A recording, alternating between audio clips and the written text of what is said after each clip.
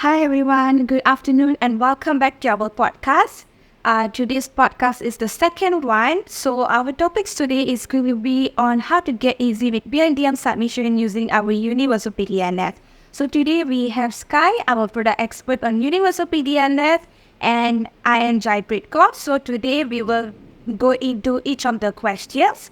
But before that, let me just tell you briefly on what Universo PDLS is. So Universo PDLS is basically a tool to simplify and streamline your PIDM reporting. And let me just tell you what PDLS stands for. It is basically PIDM Deposit Liability Submission. Basically, the whole purpose of having this software is to protect all depositors who are also known as the DTMIs. The full form of it is deposit-taking member institutions. And they can either be considered as both individuals or businesses. Okay, so we will go into the first question. Sky, why is there a need to submit PIDM?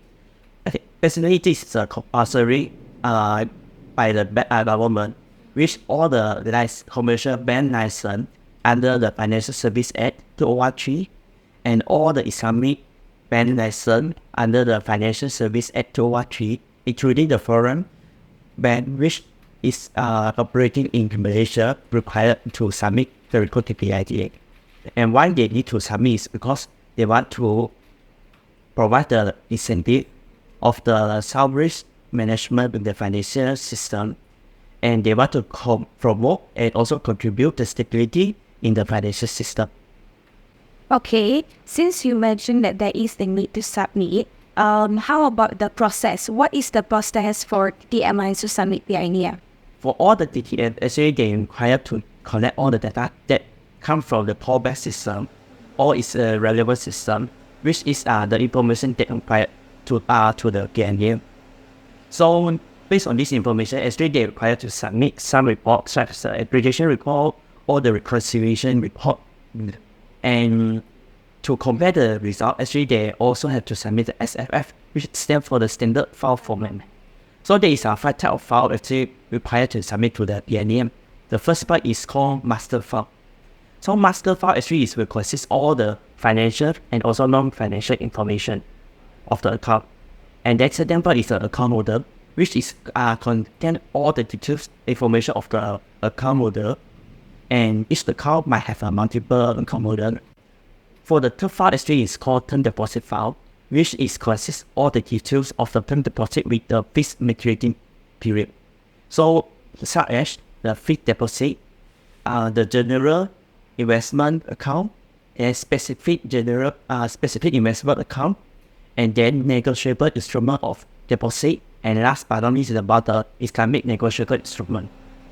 And then the fourth file required to submit is a beneficiary file, which is contain all the beneficiary information under the account, and usually it's only for the trust account only. And the last file required to submit is called the address file, which is consists all the details of the addresses. And other than this file, actually they also required to submit the branch code file, which they submitted under the master file. So we'll move forward to the third question. And the third question would be, why is it crucial for DTMIs to submit to PIDM? For DTMI, actually they have to submit annually the SFF file to the PIDM. And since it's annually, actually the data is very huge, and sometimes they have some data that having the dirty. What we mean called dirty is maybe like the information is incorrect, or maybe there is some data is outdated. So for the bank itself, actually it's hard to do filtering about all of this data, dirty data. And and then also for sometimes for PIDM, actually they will require the bank to submit the SS file not during the annual submission, but it's in ad hoc time. So when it's required by the PIDM, actually they require to submit the 5 file just as we mentioned previously, and also the branch code file, and also there is 2 additional files required to submit, which is the financial replacement and also the total details part. Right. Okay. But in all these cases that you have mentioned, how do Trasuku come in to help? What is the process, and how do Trasuku basically help to all the DTMIs? Well, actually, we already have a system which is called the PS, and this actually can help the DTM to submit their report very fast. So means actually we are able to increase their performance when generating the report, and also the SFF submit to the PIDM. And also, because they have a lot of data, they will come from the core system or relevant system. So actually, we able to collect that data into our system, and based on what the DTM logic required for the file itself, and transfer the data into what the PIDM required into the SFF format, or also some report like evaluation report and also reconciliation report. We also based on the data itself to generate out. Okay. So with this, what are the benefits of using our Universo PDLS actually? And what kind of values it can give to our clients? Universo PDLS, actually we are helped to increase the efficiency when they submit the data to the PIDM. And also we also increase the accuracy of the data they submit to PIDM, because we are able to prevent the human intervention when they do transform the data into the report required by PIDM.